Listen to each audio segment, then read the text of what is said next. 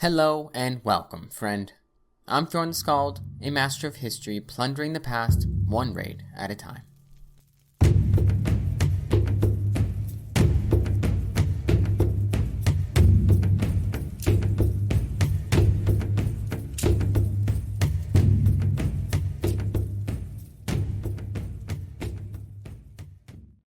Today we'll be talking about a remarkable woman named Aud from Norway, who boldly escaped from Scotland after her family lost power there, led her remaining kinsmen to safety, took leadership over her family, and settled a large portion of Iceland, which she herself distributed amongst her crew and kin. Her renown was even known to the medieval historians of Iceland, such as the prominent Ari the Learned. In his work called Íslendingabók, or the Book of Icelanders, he listed her among the four most influential settlers of Iceland, asserting that from her the people of Breiðafjord are descended. Indeed, she seems to have been quite the exceptional woman. She was a bold hero and even a founding mother for an entire region of Iceland. Such a story truly captivates and inspires us even today, does it not? But there is a catch. Although we typically refer to her as Unn the Deep-minded in English, she's not actually always called by that name, nor do all the stories about her agree on the details of her life. She is called both Unr, meaning wave, and Oidr, meaning wealth, and she is also called both the deep-minded and the deeply wealthy. As for the sagas about her, some portray her as a more worldly, dynastic, and independent figure, while others emphasize her Christian piety, generosity, and even marginality within a pagan society. So what will we do about this, my friends? Well, we'll do what we always seek to do here in Fjord's Hall, to work together as a fellowship to both enjoy and understand the sagas and legends of the medieval North. So we'll start things off by sharing her story one saga at a time, recounting her accomplishments and rekindling the flames of cultural memory that surround her.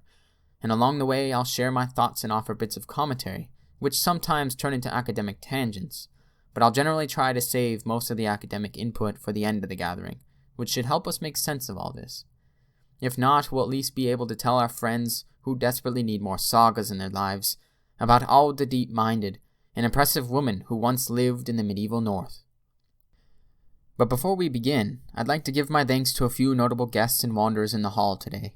First, I'd like to thank Professor Carolyn Larrington from Oxford University for suggesting that I speak to an independent PhD scholar named Sophie van Herpen, who's working with Ghent University.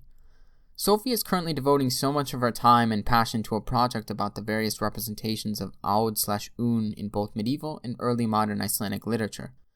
She has also been kind enough to respond to my emails and offer her support. And so, of course, I'd like to offer my thanks to her as well, since she has been a tremendous help in organizing and preparing this podcast gathering for you all today. So I highly encourage all of my guests to explore her research and blog through the media links that I've included in the description for this gathering. She is doing wonderful work and deserves our support. I should also admit, however, that we cannot cover all of the wonderful things there are to say about Unn the Deep-minded in a single gathering, nor do my summaries of her sagas do her story any true justice.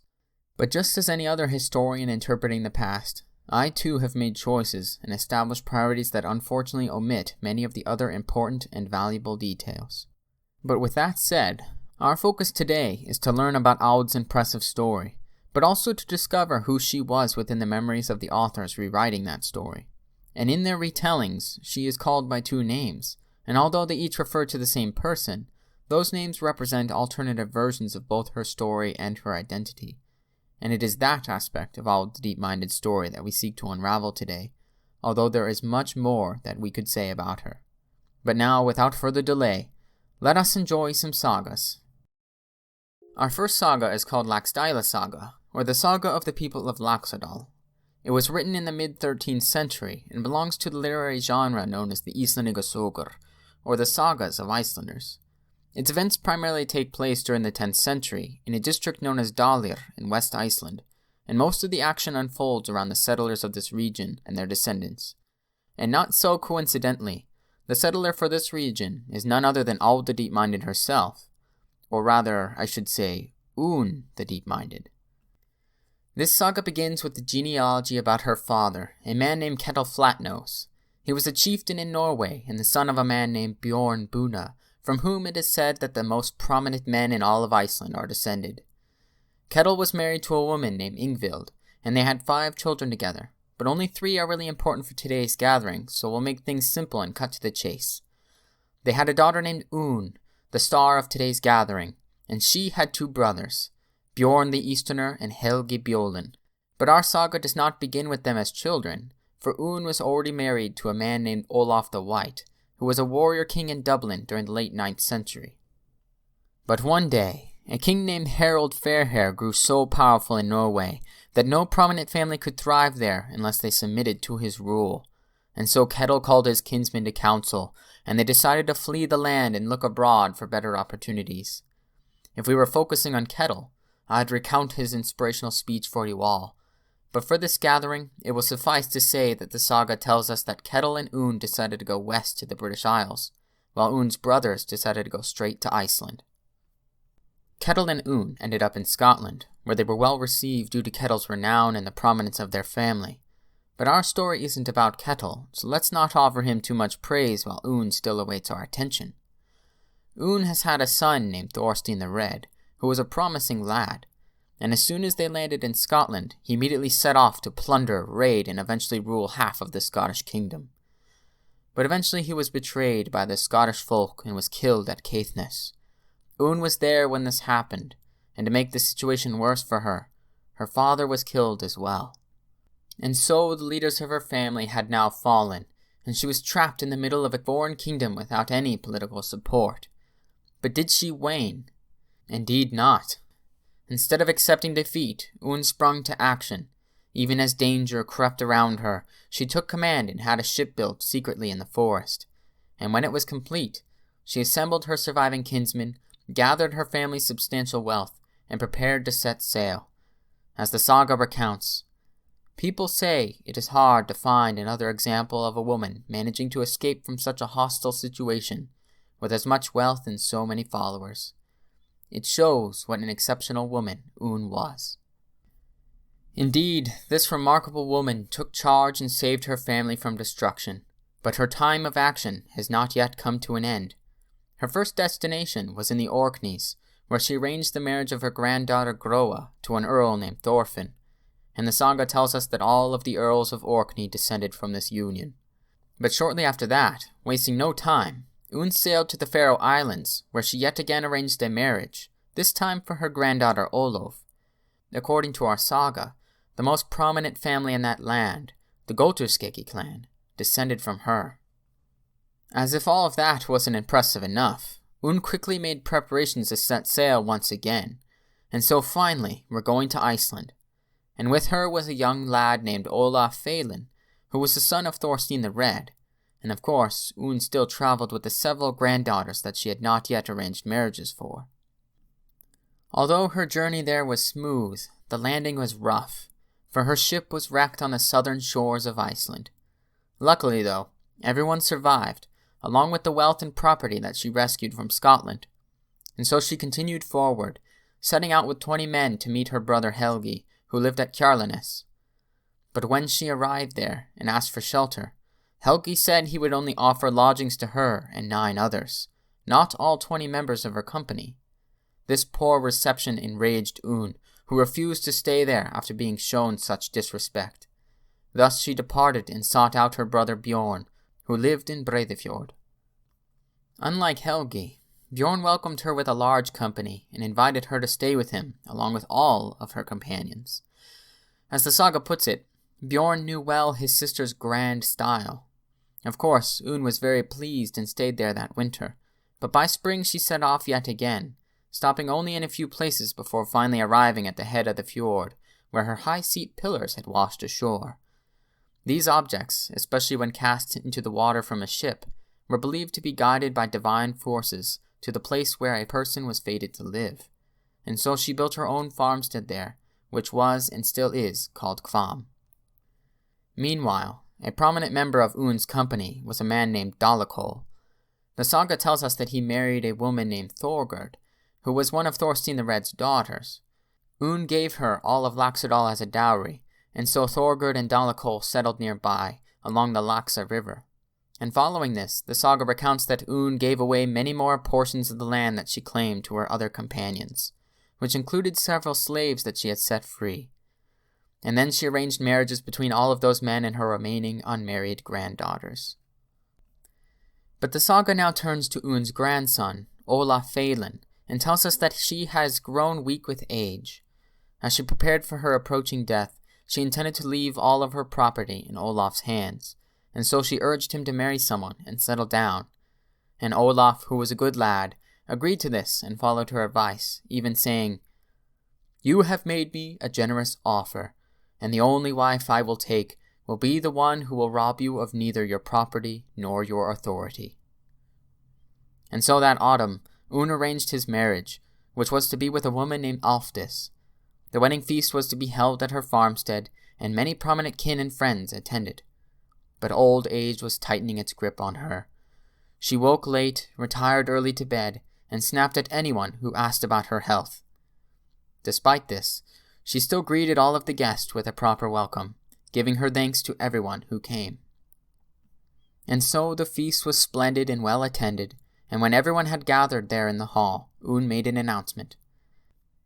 "I call upon you, my brothers Bjorn and Helgi, and my other kinsmen and friends, as witnesses. This farm, with all the furnishings you see around you, I hand over to the ownership and control of my grandson Olaf." Then she arose to her feet and retired to her bedchamber, but urged everyone to continue enjoying themselves however they saw fit. As the saga recounts, it is said that Unn was both tall and heavy-set. She walked briskly along the hall, and people commented on her dignified bearing. The feast went quite well, and everyone retired to bed with happy stomachs full of mead.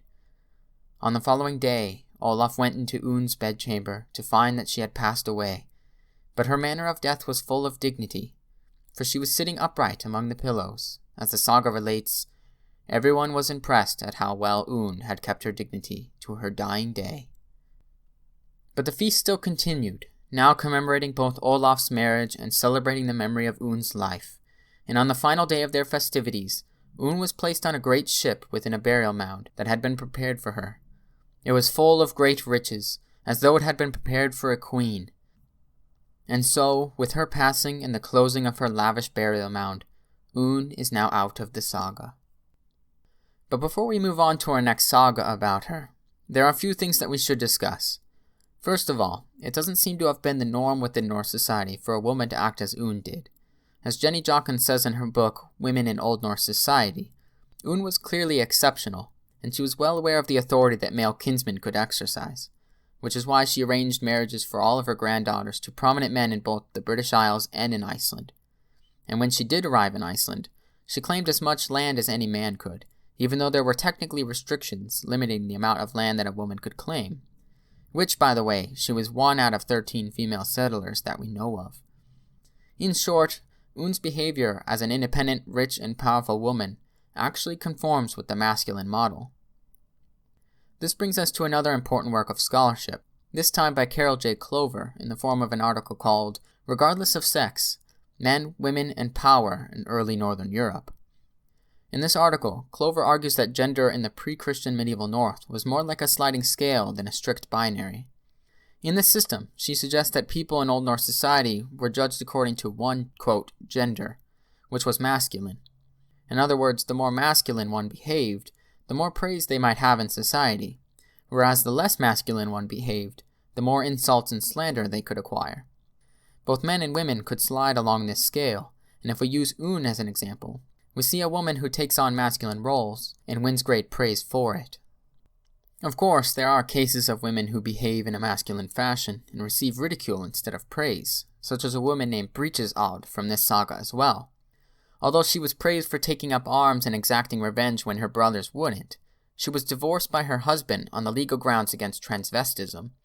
Icelandic law didn't seem to be too keen about women wearing the pants of their relationships.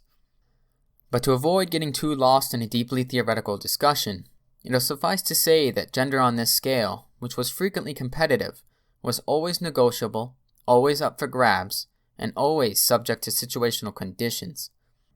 I will add, though, that this gender system is actually strikingly similar to the Old Norse game of honor, which you can read all about in William Ian Miller's book, Blood-Taking and Peacemaking, Feud, Law, and Society in Saga Iceland, but only if you're feeling adventurous. But to return back to our main point, what actually allowed Unn to claim such a status? How did Unn manage to slide to the positive end of this scale? Let's consider Unn's situation and conditions. All of the male kin that normally held authority over her had been killed. Her son, Thorstein the Red, her father, Kettle Flatnose, and although this saga doesn't clearly say so, we can presume the same about her husband, Olaf the White. As for her brothers, they were far away in Iceland when action needed to be taken. And so Unn took this responsibility upon herself, because there was no one else who could. Indeed, she is praised for behaving according to the masculine model, because it was the necessary and honorable thing to do in her situation, woman or not. But honestly, I don't think we need to spend any more time justifying her actions, seeing as though the saga itself is clearly pleased with her and praises her accomplishments. Whether Unn was an exception within Norse society or not, she was certainly a remarkable woman who is well deserving of the stories that have been told about her. And regardless of the historical reality, these stories, and the memories surrounding her, have served a purpose for its medieval Icelandic audiences, which is what we shall discuss at the end of this gathering. So for now, let's move on to the other sagas about her. Our next saga is called Eyrbyggja Saga, or the Saga of the People of Eri. And like our previous saga, this saga was also written in the mid-13th century, and belonged to the genre of the sagas of Icelanders.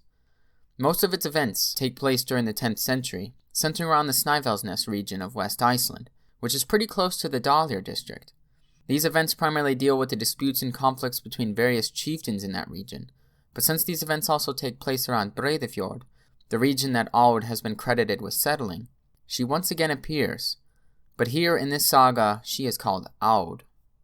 Nevertheless, this saga also begins with her genealogy, her father Kettle Flatnose, her mother Ingvild, and her brothers Helgi and Bjorn. It is worth noting, however, that Kettle's situation is presented a bit differently in this saga, for he goes to Scotland on King Harold Fairhair's orders instead of fleeing from him. Of course, there is a bit more to it than that, but we're not gathered here today to talk about him, so you'll have to read the saga for yourself if you want more. But after just a bit of political business between Kettle and Harold, Kettle arranged the marriage between Aud and Olaf the White, that warrior king who was best known for ruling over Dublin during the late 9th century. In this saga, however, he is described more broadly as being the greatest warlord in the Western Isles. But instead of focusing on Aud's deeds in Scotland, as we might now expect, the saga shifts its attention to her brother Bjorn instead, who was still in Norway resisting King Harold. Although his story is quite fascinating and involves an interesting man called Thorolf Malsterbeard, who was a close friend to the Old Norse god Thor and had a splendid beard. We're going to skip over it because we're here to talk about his sister Aud, who this saga seems to have neglected. So after some good bits of outlawry and sailing, Bjorn ends up in the Hebrides, where he learned of his father's death, but he was greeted warmly by his brother Helgi and his sisters, which of course included Aud. Yet Bjorn was appalled to discover that they had changed their faiths. Indeed, they now worshipped the Christian god, and thus had forsaken the old gods of the north. As the saga relates, he found it degrading that they had rejected the traditional faith their ancestors had revered. He therefore could not find much pleasure in the place, and he did not want to settle there. Still, he did stay that winter with his sister Aud and her son Thorstein the Red, but it wasn't long before the tension between them was noticeable once again, because they nicknamed him Bjorn the Easterner for his reluctance to settle there with them. After that, the saga only says that Bjorn remained there in the Hebrides for 2 winters before leaving for Iceland. And a few years later, Aud finally arrived in Iceland too, but this time the saga doesn't give us much detail about her journey. We don't hear about Thorstein's death, we don't hear about the secret ship that she had built, we don't hear about any stops in the Orkneys nor in the Faroe Islands, we don't hear about her shipwreck, and we don't hear about her failed attempt to stay with her brother Helgi. Instead, the saga jumps straight into her arrival at Bjorn's home. But even here, we get much less than before, for the saga only says that she spent her first winter with him, and then quickly moves on to say that she took all of the land in the valley in Breiðafjord and lived at Kvam. And if that felt unfulfilling, it only gets worse, because the saga then quickly wraps things up by saying, all of Breiðafjord was settled at this time, but settlers who take no part in this saga do not need to be mentioned here. Yes, I too would like to slam my fist down in anger, for Aud hardly plays a role in this saga. She is merely a silent, passive background figure with no agency whatsoever. We don't even get to hear about her dignified death. Of course that frustrates us, but we do have to keep in mind that this saga has a different overall story to tell. As I said before we spoke of it, this saga is arguably more about political relationships and conflict between powerful chieftains. Laxdæla saga, on the other hand, was far more concerned about Aud's own descendants. In the end, it is always important to keep in mind the overall context of a saga, even when we selectively choose the parts that suit our given cause. Nevertheless, it is clear that Aud has been presented much differently here. She is no longer emphasized as an independent, powerful, and wealthy founding mother, but rather as a passive and almost silent wife and sister to the powerful men around her. But even so, most of her story remains unchanged, although it is terribly brief and summarized in comparison to our last saga. She still went to Scotland with her father, married Olaf the White, had a son named Thorstein, stayed with her brother Bjorn when she arrived in Iceland, and still settled the region at the head of Breiðafjord. Indeed, a lot of details have been left out, but the bones seem to have at least remained the same. But there is one detail that has changed: her religion, for she is now a Christian. Indeed, religion wasn't even a factor for Unn in Laxdæla saga, but we'll talk about this later in our gathering. For now, you should just keep this change in mind, because it would become more apparent as we continue to move forward. And with that said, let's move on to our next saga. Our next saga is called Eirik Saga Rauða, or the Saga of Eirik the Red. This saga was written in the early 13th century, and also belongs to the genre of the Sagas of Icelanders. Most of its events, however, take place in the last decade of the 10th century, and also the first quarter of the 11th. But unlike our last two sagas, this saga doesn't stick around one region for too long, eventually ending up as far away from Iceland as Greenland and North America. Nevertheless, the saga's namesake briefly ends up settling down in the same region of Iceland that Aud had established. But to make a short story even shorter, he gets outlawed several times, but since he ended up living around Breiðafjord a bit, Aud happens to play a small role in setting up his saga. And her role is indeed small, because she is only in the first chapter of the saga. But even so, I think we'll end up a bit more satisfied than before.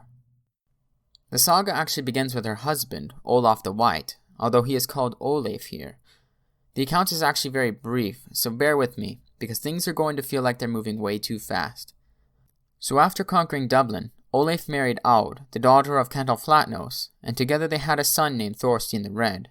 But this family is soon torn apart, because the saga quickly kills off Olaf and hastily moves on to Thorstein's greatness as a warrior king himself. But in a typical Game of Thrones fashion, the saga kills him off right away too. And so we already find ourselves at that fateful moment where Aud becomes a bold hero herself. But will this saga let us down? Will she merely be a silent name floating around the story of others? Indeed not, for the saga does tell us that Aud had a ship built secretly in the forest, and that when it was finished, she sailed to the Orkneys, where she arranged the marriage between Groa and Earl Thorfinn. But now we do skip over some things again, for after that, Aud arrived in Iceland with her 20 companions and went straight to Bjorn's home, where they spent their first winter. Then the saga tells us that Aud claimed her land and settled down at Kvam, and that she gave some land to a freed slave named Vifil, who is also mentioned in Laxdæla saga. I told you it would feel a bit fast-paced, but we're not done just yet, because this saga has just a little bit more to say about Aud before concluding her brief role in its overall narrative. The saga adds that she used to pray on a hill called Krossholar, or Cross Hills, telling us that she had crosses erected there because she had been baptized and was a devout Christian. And so, although the overall story presented in this saga has been similar to Laxdæla saga so far, although very short, the Christian side of Aud that we noticed in Eyrbyggja saga appears here as well. There is clearly more to this part of Aud than we first thought, especially since 2 of the 3 sagas that we have covered so far have mentioned it. And although we may feel that Laxdæla saga has given us the most detailed and full depiction of Aud so far, these sagas, which for us feel more like summaries of Laxdæla saga's account, actually reveal something that our first saga omitted. But before we stop to ask questions, there's another story about her that we should explore first, one that gives far more attention to her Christian piety. Our next medieval text is not actually a saga, although one could argue that it is closely related. Instead, we're going to look at a more historical work written sometime during the 12th century called the Namnabók, or the Book of Settlements. But to be a bit more specific, the version we'll be looking at is called Sturlubók, which was compiled by a man named Sturla Þórðarson in the 13th century. And an important note should be made about this later author, for he was a member of a powerful family known as the Sturlungs, and his residence was in a very particular place, Kvam. Indeed, he lived at the very farm that Aud herself established in lore from long ago. But we should also be aware that this text recounts the stories of Iceland's settlers, which includes the hero of our gathering today, Unn the Deep-minded. In fact, I should probably also mention that this text has likely served as source material for the sagas that we have already discussed, since it was indeed originally written the century prior to those sagas. But regardless of story order, this work of history and literature presents yet another variation of Aud's impressive tale, one that seems to highlight her religious piety far more than her valiant deeds. But let's discover that for ourselves by sharing the story that it has to offer us. Like our previous saga, Aud's story in the Book of Settlements begins with her husband, Olaf the White. Once again, he is said to have conquered Dublin, married Aud the daughter of Ketil Flatnose, and no sooner died in battle. And again we have their son together, Thorstein the Red, who himself becomes an impressive warrior king in Scotland before also dying in battle. And yet again, Aud springs to action by having a ship built secretly in the forest, which she uses to sail to the Orkneys, where she married Groa to Earl Thorfinn before sailing to Iceland. Indeed, this story is likely becoming quite repetitive to our ears. But this time, our source tells us that Aud stopped in the Faroe Islands before going to Iceland, where she arranged the marriage of Ólöf, who was called Ólöf in Laxdæla Saga. This, I will remind you, was not mentioned in our previous two sagas, rather only in Laxdæla Saga so far. And yet this source continues to include the details we saw in Laxdæla Saga, for after that, Aud is said to have wrecked her ship on the southern coast of Iceland before trying to find lodgings with her brother Helgi, who refused to lodge her and her companions. And so, like in Laxdæla Saga, Aud went to her brother Bjorn, with whom she stayed for that first winter. There is a subtle difference in this section though, so we should dwell on it for just a moment. Remember how Bjorn welcomed her into his home because he knew well his sister's grand style? In this source, Bjorn is said to have welcomed her because he knew what a noble-minded woman his sister was. Now that may not seem like much right now, but when we consider the overall context of how she is portrayed here, I think we'll find this little detail of value. But for now, we'll carry on. This source then goes on to tell us that Aud departed Bjorn's farmstead that spring, stopping only at 2 places before establishing herself at Kvam, just as things went in Laxdæla Saga. And of course, she distributes land to her crew and frees slaves as well. But then we stumble upon a passage that reminds us of Eric's saga. As this source relates, she used to say prayers at Cross Hills. She had crosses erected there, for she'd been baptized and was a devout Christian. But there's actually a bit more, and this part is fascinating. The source goes on to say that her descendants, who reverted back to paganism, began to worship these hills, making sacrifices and eventually even building a pagan temple there.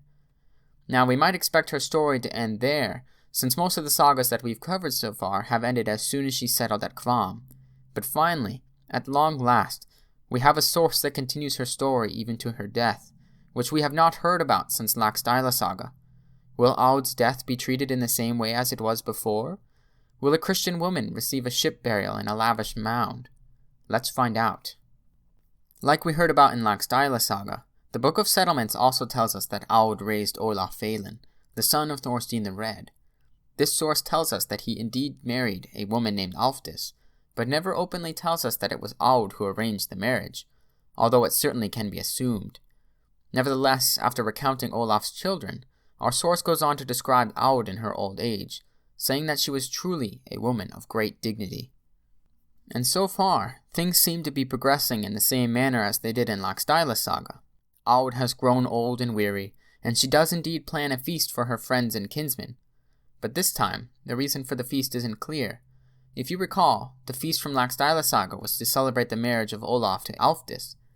But this source remains quiet about the reason, at least at first. And what's more, this source tells us that the feast lasted for a fairly specific period of time.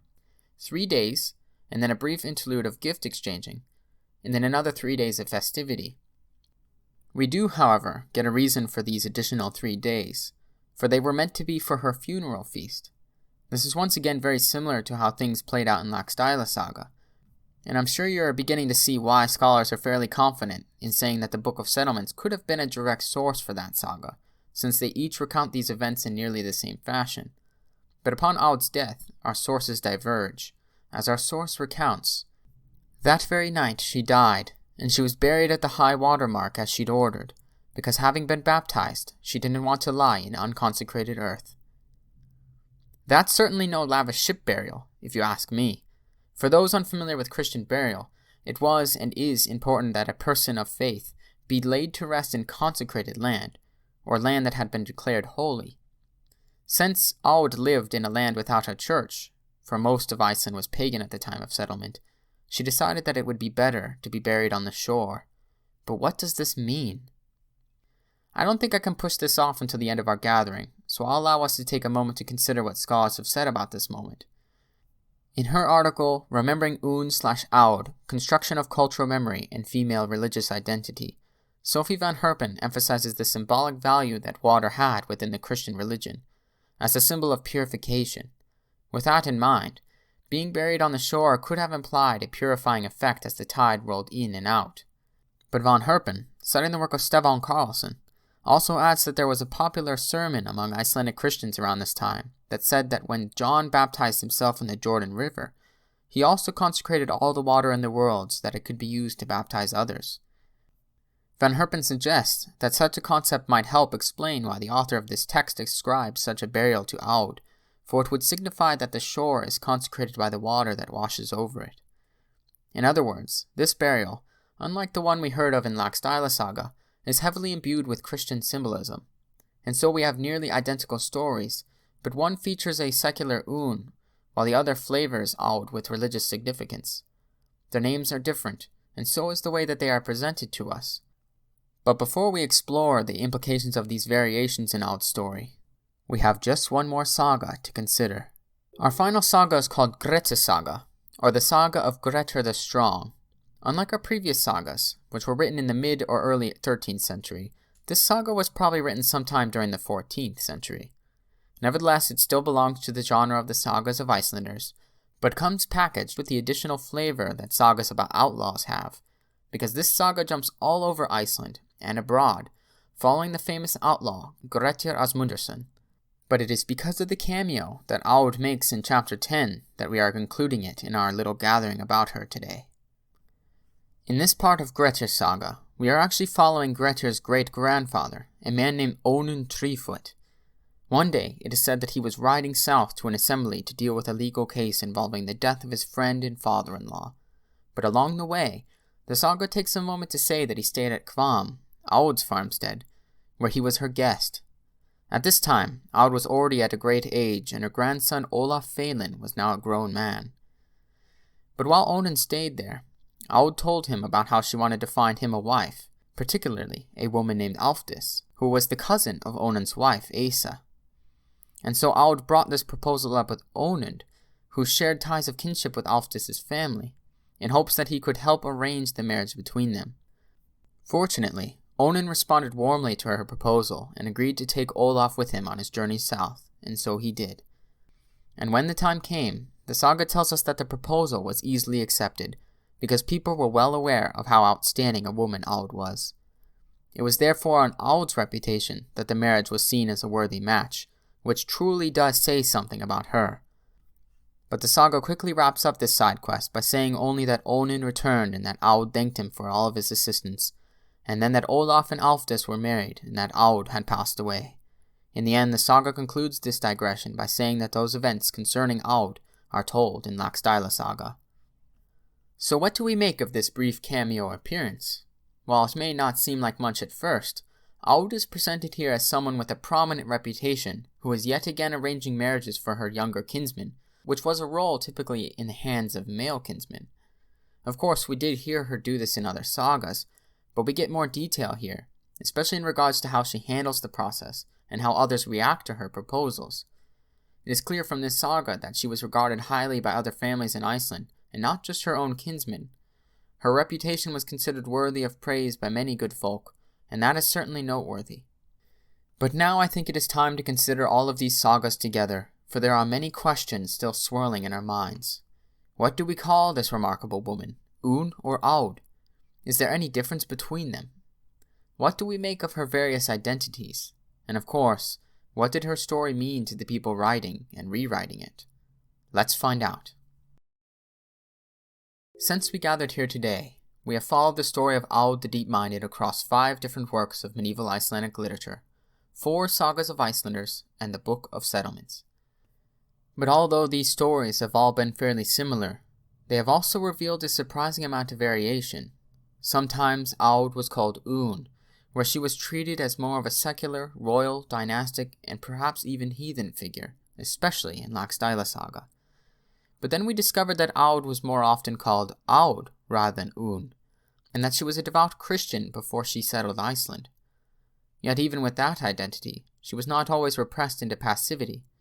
At least for a moment in the Book of Settlements, for example, we found out that she still acted independently and impressively when she was faced with a dire situation. So who was this woman, and how do we make sense of all these variations in her story and identity? Normally I would weave together several voices from academia in order to answer these questions that we end up facing, but today I'd like to focus on the work of one scholar in particular, Sophie van Herpen. She is currently an independent scholar working with Ghent University on a PhD research project, a project that so happens to be focused on making sense of the various representations of Aud/Unn across both medieval and early modern Icelandic literature.